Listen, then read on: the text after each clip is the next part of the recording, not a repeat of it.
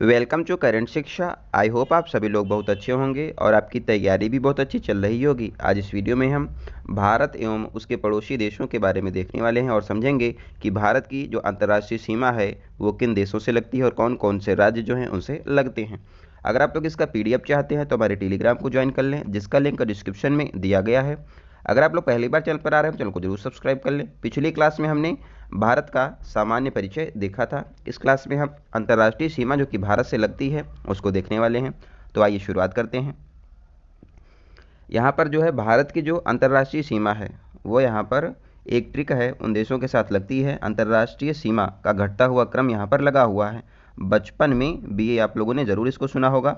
यहाँ पर बांग्लादेश हो गया, चा से चीन, पा से पाकिस्तान, ने से नेपाल और मे से म्यांमार और बी से भूटान और ए से अफ़गानिस्तान।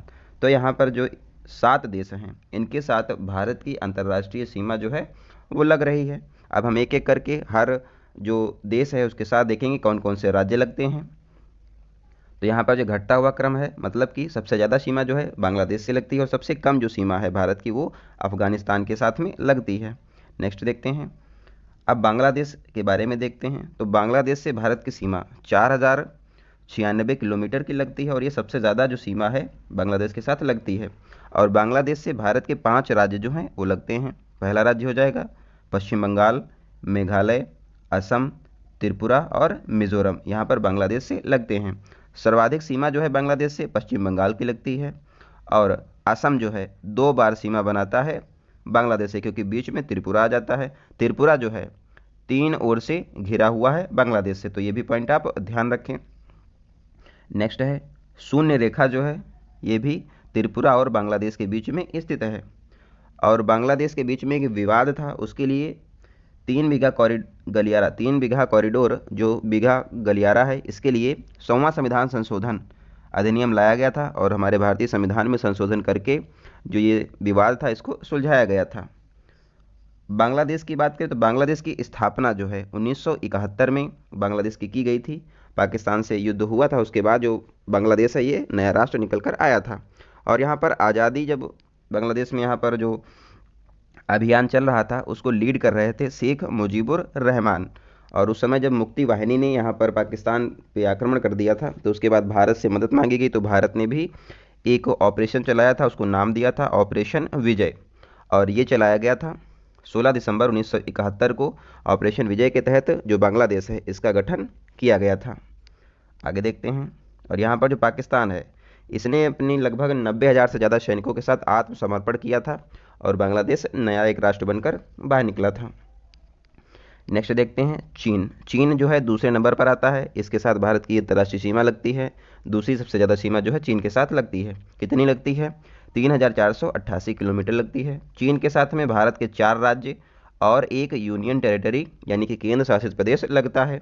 राज्य कौन कौन से हैं? हिमाचल प्रदेश, उत्तराखंड, सिक्किम और अरुणाचल प्रदेश। इसके अलावा एक यूनियन टेरिटरी वो है लद्दाख जो कि चीन से लगता है। 1914 में मैक-मोहन रेखा एक निर्धारित की गई थी चीन और यहाँ पर भारत के बीच में, सीमा रेखा के बीच में, लेकिन चीन जो है इसको स्वीकारता नहीं है। मैक-मोहन रेखा जो है ये अरुणाचल प्रदेश के पास में है। तो यहाँ पर जो है चीन के अनुसार जो है अरुणाचल प्रदेश ये मानता है कि इसका हिस्सा है, दक्षिणी तिब्बत का हिस्सा मानता है चीन, लेकिन इस पर अधिकार जो है भारत का है। लेकिन जो अरुणाचल प्रदेश है वो भारत के ही कब्जे में है और भारत का ही है, लेकिन चीन इस पर अवैध यहाँ पर अधिकार जताने की कोशिश करता है। अब यहाँ पर LAC आता है, एक वर्ड आता है लाइन ऑफ एक्चुअल कंट्रोल। ये कहाँ पर है? तो लाइन ऑफ एक्चुअल कंट्रोल जो है लद्दाख और अस्काई चीन के बीच में है।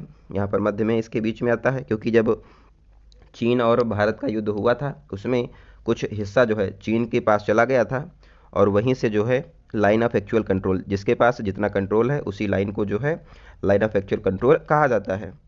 जो ये विवाद है अरुणाचल प्रदेश वाला, इसको चीन जो है कैसे यहाँ पर मानता है? तो चीन जो है अरुणाचल प्रदेश का कोई भी अगर नागरिक जो है वहाँ पर जाता है, चीन में जाना चाहता है, तो उसको वे भारत का वीज़ा नहीं देते हैं अपना, लेकिन वो वहाँ पर जो है स्टेपल वीज़ा देते हैं। अभी हाल ही में एक घटना हुई थी जिसमें भारत के कुछ एथलीट जो हैं एशियन गेम्स में जाना चाहते थे, अरुणाचल प्रदेश के थे, तो उनको चीन ने कहा कि आप लोग को हम वीज़ा नहीं दे सकते क्योंकि आप लोग हमारा ही पार्ट हैं, तो हम आपको स्टेपल वीज़ा देंगे। तो जो हमारे भारत के जो यहाँ पर खिलाड़ी थे उन्होंने कहा कि हम आपका हिस्सा नहीं है, भारत का हिस्सा, इसलिए हम उन्होंने खेलने से ही मना कर दिया वहाँ पर। तो ये भी पॉइंट आप ध्यान रखें। नेक्स्ट देखते हैं, पाकिस्तान जो है एक इसके साथ कितनी सीमा लगती है भारत की। तो पाकिस्तान के साथ 3 राज्य लगते हैं और 2 यूनियन टेरिटरीज की सीमा लगती है। तो एक राज्य हो जाएगा गुजरात, राजस्थान, पंजाब, जम्मू कश्मीर और लद्दाख। पिछली क्लास में हमने समझा था कि जम्मू कश्मीर और लद्दाख को यूनियन टेरिटरी बनाया गया था। और इनको यूनियन टेरिटरी जो है कब बनाया गया था, तो ये आप लोग जरूर कमेंट बॉक्स में बताइए इनको कब है यूनियन टेरिटरी बनाया गया है। एक पाकिस्तान के साथ में सीमा रेखा है रेड क्लिफ सीमा, जो कि 1947 में बनाई गई थी। सियाचिन फतेह भारत ने किया था 1984 में ऑपरेशन मेघदूत के तहत। यहाँ पर जो है पाकिस्तान और भारत जो है सियाचिन को कब्जाने के लिए गए, लेकिन पहले क्या हुआ कि भारत पहुंच गया तो भारत का उस पर कब्जा हो गया। और सियाचिन जो है जो अस्काई चीन है और पाकिस्तान का जो पीओके कंट्रोल वाला एरिया है उसके बीच में आता है। तो ये बहुत सामरिक रूप से इम्पोर्टेंट एरिया हो जाता है भारत के लिए, और भारत इस पर जो है इसको अपने कब्जे में 1884 में ले लिया था, और तब से अब तक भारत का ही इस पर कब्जा है। आगे देखते हैं, अब इसको हम लोग जो है मैप में समझते हैं, यहाँ पर कहाँ पर ये पीओके है और स्काई चीन है और सियाचिन कहाँ पर है। तो ये भारत का जो एक मैप बना हुआ है आप लोग देख पा रहे होंगे, ऊपर का हिस्सा है। तो यहाँ पर जो है ये पॉइंट जो है यहाँ पर सियाचिन है आपका, हमारा सियाचिन ये पोर्शन हो जाएगा, और ये है अस्काई चीन, ये वाला एरिया जो है अस्काई चीन है। और यहीं पर जो है LAC है, लाइन ऑफ एक्चुअल कंट्रोल, और ये POK है। जब भारत आज़ाद हुआ था तो हुआ ये कि पाकिस्तान के कुछ जो कबीले थे ये भारत पर आक्रमण कर दिए। तो कश्मीर के जो यहाँ पर राजा थे इन्होंने भारत से मदद मांगी, तो भारत ने क्या कहा कि पहले आप हमारे जो इंस्ट्रूमेंट ऑफ एक्सेशन है उस पर साइन कर दीजिए, उसके बाद हम अपनी सेना भेजेंगे। तो यहाँ पर भारत ने क्या किया, इस पर जो अपना सेना भेजी बाद में। लेकिन हुआ ये कि जब कुछ दिनों के बाद युद्ध चल ही रहा था, उसके बाद जो जो पंडित जवाहरलाल नेहरू हैं ये UNO में चले गए। इन्होंने वहाँ पर क्या किया, सीज फायर का ऐलान हो गया। तो जो हिस्सा ये इधर वाला है यहाँ तक ये सब घुस आए थे, भारत पहले आगे चला गया था, लेकिन बाद में क्या हुआ, भारत पीछे आ गया। लेकिन उसके बाद जो पाकिस्तान के कुछ लोग थे वो भी थोड़ा सा अंदर और आ गए। तो ये जो है तब से सीज फायर है। सीज फायर वो स्थिति होती है जब युद्ध विराम की घोषणा हो जाती है, जहाँ पर जो होता है वहीं पर वो रुक जाता है।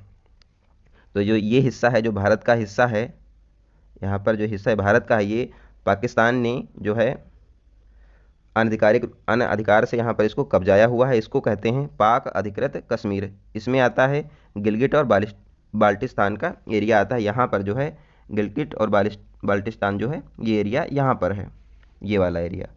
तो यहाँ के लोग जो हैं ये भी भारत में ही मिलना चाहते हैं, लेकिन पाकिस्तान ने इस पर अवैध कब्जा करके रखा है। भारत इसके विरोध में है कि भारत कहता है कि यहाँ से आप लोग अपनी सेना हटाइए और ये हिस्सा जो है हमारा है। अभी आप लोगों ने देखा भी होगा कि संविधान में जो है अभी यहाँ के लिए सीटें जो हैं वो रिज़र्व की गई हैं, 24 सीटें रिज़र्व की गई हैं POK के लिए। तो ये भी पॉइंट आप ध्यान रखें। जो हमारा ससगम वैली है इस पर भी चीन का अधिकार है। यहाँ पर जो जब POK पाकिस्तान के पास चला गया तो पाकिस्तान ने किया कि ये वाला जो एरिया जो है ये चीन को उसने दे दिया, जिसको कहते हैं ससगम वैली, और इस पर चीन का अधिकार है।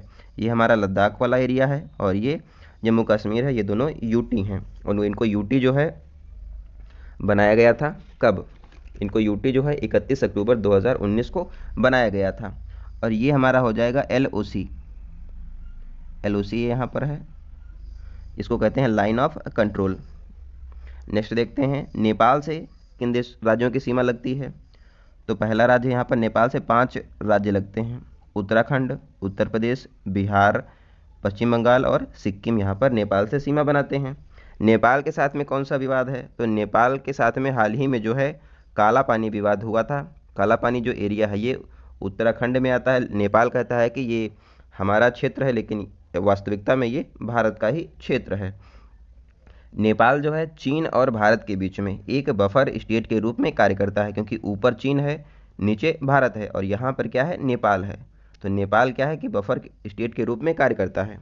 नेपाल जो है देखो यहाँ पर नेपाल को फ़ायदा ही फ़ायदा है, क्योंकि अगर वो चीन से यहाँ पर नाराज़ हो जाएगा तो वो भारत के पास आता है, जिससे चीन को भी नुकसान होता है। अगर भारत से अगर दूर जाने लगता है तो भारत भी इसकी मदद करता है।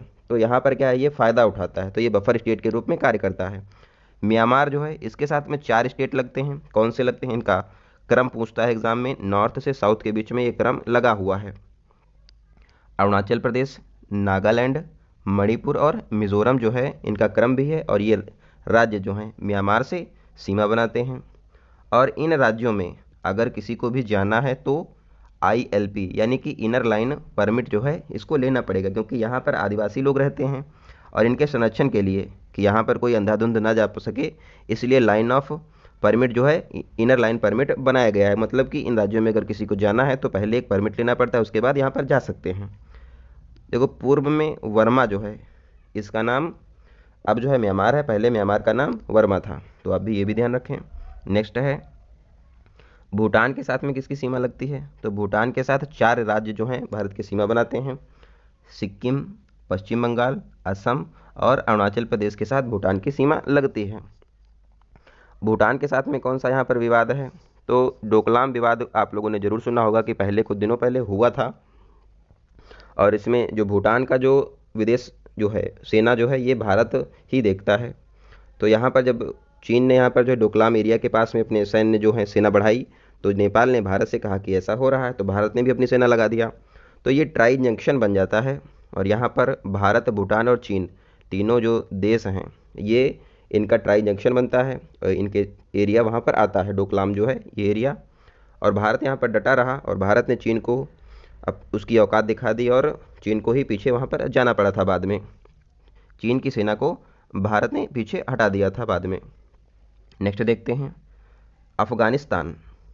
अफ़गानिस्तान के साथ में भारत की जो है 108 किलोमीटर की सीमा रेखा लगती है, और जो ये सबसे छोटी है कहाँ पर लगती है, लद्दाख में। ये सीमा जो है ये लद्दाख में लगती है, क्योंकि जो POK है ये भारत का ही है, तो भारत का जब POK है तो लद्दाख की जो सीमा है वो अफगानिस्तान से लगती है। और यहाँ पर एक रेखा है, डूरंड रेखा खींची गई है, और जो ये डूरंड रेखा वाला जो पार्ट है ये अभी तो पाकिस्तान के जो साथ में है, मतलब पाकिस्तान के कब्ज़े में है, लेकिन ये है तो भारत का है ऐसा, तो अफगानिस्तान के साथ में डूरंड रेखा लगती है भारत की। नेक्स्ट देखते हैं श्रीलंका के साथ क्या है, तो श्रीलंका जो है इसके साथ कोई हमारी स्थलीय सीमा तो लगती नहीं है, लेकिन इसको भी समझ लेते हैं। भारत और श्रीलंका के बीच में पाल्क स्ट्रेट है, और यहीं पर मन्नार की खाड़ी है। यहाँ पर आप लोग देखिए, ये मान लेते हैं हमारा तमिलनाडु का जो लास्ट वाला पोर्शन है ये हमारा जो है पम्बन द्वीप इसको कहते हैं, और ये हमारा इसी को रामेश्वरम यहाँ पर है, और धनुषकोटी जो लास्ट वाला जो ये है गोल वाला ये धनुषकोटी हमारा हो जाएगा। श्रीलंका की तरफ से देखें तो यहाँ पर जो है ये मन्नार की खाड़ी है, मन्नार द्वीप है, और ऊपर जो है ये वाला पोर्शन जो है ये तलई मन्नार इसको कहा जाता है। और यहाँ पर एडम ब्रिज है, यानी कि आदम का पुल, जिसको हम लोग राम सेतु के भी नाम से जानते हैं, ये यहाँ पर स्थित है। तो पाल्क स्टेट और मन्नार की खाड़ी भारत और श्रीलंका के बीच में स्थित है। नेक्स्ट है मालदीव के साथ में, देखते हैं कौन सी सीमा लग रही है यहाँ पर, तो मालदीव के साथ में भी कोई सीमा नहीं लगती, और मालदीव अभी हाल ही में जो बहुत चर्चा में रहा है, क्योंकि भारत के प्रधानमंत्री जो हैं नरेंद्र मोदी जी ये लक्षद्वीप में गए थे वहाँ पर पर्यटन को बढ़ावा देने के लिए, तो मालदीव को यहाँ पर मिर्ची लग गई है, तो उसने यहाँ पर बहुत विरोध किया है। उसके बाद वहाँ के मंत्री भी जो हैं उनको भी निलंबित कर दिया गया है। तो अभी ये विवाद चल रहा है, क्योंकि लक्षद्वीप अगर हमारा आगे उठेगा तो मालदीव को बहुत नुकसान होने वाले हैं। तो ये विवाद अभी चल रहा है, लेकिन एग्ज़ाम में यहाँ पर पॉइंट ऑफ व्यू से क्या इंपॉर्टेंट है, तो ये कवरत्ती जो एरिया है ये और मिनिकॉय ये हमारा लक्षद्वीप का पार्ट है। कवरत्ती जो है ये लक्षद्वीप की राजधानी है। कवरत्ती और मिनिकॉय के बीच में 9 डिग्री उत्तरी अक्षांश स्थित है, ये पॉइंट ध्यान रखें एग्जाम में आता है। और मिनिकॉय और मालदीव के बीच में 8 डिग्री उत्तरी अक्षांश, 8 डिग्री उत्तरी अक्षांश यहाँ पर स्थित है, मतलब 8 डिग्री चैनल मिनिकॉय और मालदीव के बीच में स्थित है। ये पॉइंट आप ध्यान रखें। नेक्स्ट देखते हैं, अब हम देख लेते हैं भारत का जो अगर विभाजन किया जाए भौतिक रूप से तो इसको विभाजन कैसे किया जाएगा। तो यहाँ पर जो है पर्वत, पहाड़ी, मैदान और पठार के रूप में हम भारत का विभाजन करते हैं। तो इसमें टोटल जो है पर्वत कितने हैं, 10.6% हैं, पहाड़ियाँ जो हैं 18.5% हैं, मैदानी भाग जो भारत में है 43.2% है, पठारीय भाग 27.7% है। अगर इसी को हम लोग और डिवाइड करें तो ये हमारा जैसे भारत हो गया, तो इसमें हम लोगों को पढ़ना भी आगे है उत्तरी पर्वतीय क्षेत्र और उत्तर का विशाल मैदान हो जाएगा। प्रायद्वीपीय भारत है, तटीय प्रदेश आ जाएगा, द्वीपीय प्रदेश हैं जैसे कि अंडमान निकोबार और मरुस्थल, इन सब को मिलाकर हमारा पूरा भारत बना हुआ है। तो इसको हम लोग आगे धीरे धीरे समझने वाले भी हैं। अब हम पहले देख लेते हैं उत्तरीय पर्वतीय प्रदेश, इसमें क्या क्या आ जाएगा। तो इसमें जो हमारा हिमालय वाला जो क्षेत्र है, जो हिमालय का जो क्षेत्र है, ये हमारा इस एरिया में आने वाला है। उत्तरीय पर्वतीय क्षेत्र में श्रेणियाँ के आधार पर अगर हम लोग इसको डिवाइड करें तो यहाँ पर इसको हम लोग ट्रांस हिमालय और मुख्य हिमालय के आधार पर इसको डिवाइड करते हैं। ट्रांस हिमालय कौन सा एरिया है, हम लोग जो हिमालय को पार करके जब जाते हैं तो वो हो जाता है ट्रांस हिमालय, मतलब कि पार हिमालय, हिमालय को पार करके जब जाते हैं तो वो हमारा हो जाता है ट्रांस हिमालय। इसमें कौन कौन सी रेंज आती हैं, काराकोरम आता है, लद्दाख है, जास्कर है और कैलाश रेंज जो है हमारी ट्रांस हिमालय का पार्ट है। मुख्य हिमालय की बात करें तो इसमें इसको हम लोग जो है 3 भागों में डिवाइड करते हैं। पहला हो जाता है हमारा बृहद हिमालय जिसको हम लोग हिमाद्री भी कहते हैं, दूसरा है लघु हिमालय यानी कि मध्य हिमालय भी इसको कहा जाता है, और तीसरा हमारा हो जाएगा शिवालिक हिमालय। इसको हम लोग आगे विस्तृत चर्चा इस पर करने वाले हैं। प्रादेशिक विभाजन के आधार पर अगर देखें तो यहाँ पर नदी के आधार पर जो है भारत का विभाजन किया जाता है, जिसको किया था सिडनी बोर्डा के द्वारा। यहाँ पर प्रादेशिक विभाजन जो है भारत का किया गया था। अब एक पॉइंट यहाँ पर है, हिमालय की उत्पत्ति जो है ये कैसे हुई है, इसको थोड़ा सा भी समझ लेते हैं और अगली क्लास में हम देखेंगे हिमालय की उत्पत्ति। आप लोग जानते ही होंगे पहले क्या था कि पैंजिया और पैंथालाल्सा 2 पार्ट थे। पैंजिया वाला जो है ये लैंड पोर्शन था और वाटर वाला पैंथालाल्सा था, ये बहुत दिनों पहले टूटे थे। उसके बाद जो लैंड पोर्शन है, ये हमारा जो लैंड पोर्शन यहाँ से टूटा तो ये 2 भागों में डिवाइड हुआ, एक अंगारा लैंड और दूसरा गोंडवाना लैंड, और इसके बीच में एक सागर आ गया था, उसका नाम था टेथित सागर। और जो हमारा अंगारा लैंड है इससे नॉर्थ अमेरिका और यूरेशिया बना, गोंडवाना लैंड से साउथ अमेरिका, अफ्रीका, दक्षिणी भारत और ऑस्ट्रेलिया का पोर्शन बना हुआ है। ये भी पॉइंट ध्यान रखें, जो भारत है वो गोंडवाना लैंड का ही पार्ट पूर्व में था। यहाँ पर देखते हैं इसका निर्माण कैसे हुआ है हिमालय का, थोड़ा सा यहाँ पर देखते हैं। जैसे यहाँ पर समझो आप लोग, गोंडवाना लैंड यहाँ पर जैसे हो गया, ये भारत इसी का हिस्सा था, और अंगारा लैंड यहाँ पर चीन वाला इधर अगर देखते हैं, और बीच में क्या है तेठित सागर है, ये हमारा जैसे कि सागर हो गया यहाँ पर। और चारों तरफ से क्या है, नदियाँ इधर से आ रही हैं, इधर से भी नदियाँ आ रही हैं। तो नदियाँ क्या हैं, अपने साथ जो हैं अवसाद लेकर आएंगे, तो ये यहाँ पर डिपॉजिट होता रहेगा। ये जो अवसाद हैं ये नीचे डिपॉजिट होते रहे, ऐसे इधर से आए इधर से डिपॉजिट हो रहे हैं, तो ये डिपॉजिट होते गए। उसके बाद क्या होगा कि जो नीचे पृथ्वी की जो प्लेटें कुछ पाई जाती हैं, इधर वाली प्लेट इधर से प्लेट आई, इधर प्लेट पाई जाती हैं, तो इसमें क्या होता है कि जो अभिसारी प्लेट्स हैं, अभिसारी यानी कि कन्वर्जन जो प्लेटें होती हैं, इनसे क्या हुआ कि ये आपस में आती गई, ये इधर को सिकुड़ती गई, तो ये पोर्शन क्या हुआ कि फिर धीरे धीरे ऐसे ऊपर को उठता चला गया। इसी कारण जो हमारा हिमालय का निर्माण है ये हमारा अभिसारी प्लेटों के द्वारा ही हुआ है, और इसी को हम लोग कहते हैं नवीन वलित पर्वत यानी कि फोल्डिंग माउंटेन्स कहा जाता है। न्यू फोल्ड माउंटेन हमारा हिमालय है, क्योंकि यहाँ पर जो है अवसादों के द्वारा ही यहाँ पर नदियाँ आई और ये धीरे धीरे ऊपर उठता गया। इसको अगर ये आपस में 2 पोर्शन हैं, अगर ये पोर्शन अगर आपस में मिला दोगे तो ये ऊपर को ही जाने वाले हैं, नीचे क्योंकि कोई चीज़ भरी हुई है तो ये ऊपर उठ गया, तो ये हमारा ऐसे हिमालय का निर्माण हुआ है। और यहाँ पर जो ये सिद्धांत है इसको दिया था कोबर ने। सिद्धांत का नाम क्या है, भूसंनित सिद्धांत, यानी कि जियोसिंक्लाइन यहाँ पर सिद्धांत इन्होंने दिया है, किसका है, कोबर का। ये पॉइंट आप ध्यान रखें। सो आई होप आप लोग को ये समझ में अभी थोड़ा सा आया होगा। अगली क्लास में जो हम है हिमालय को यहाँ पर विस्तृत चर्चा करने वाले हैं। इसका PDF आप लोग को टेलीग्राम ग्रुप में मिलेगा, आप लोग उसको ज्वाइन कर लें। मिलते हैं अगली वीडियो में, तब तक आप लोग अपना ध्यान रखें, पढ़ते रहें। धन्यवाद।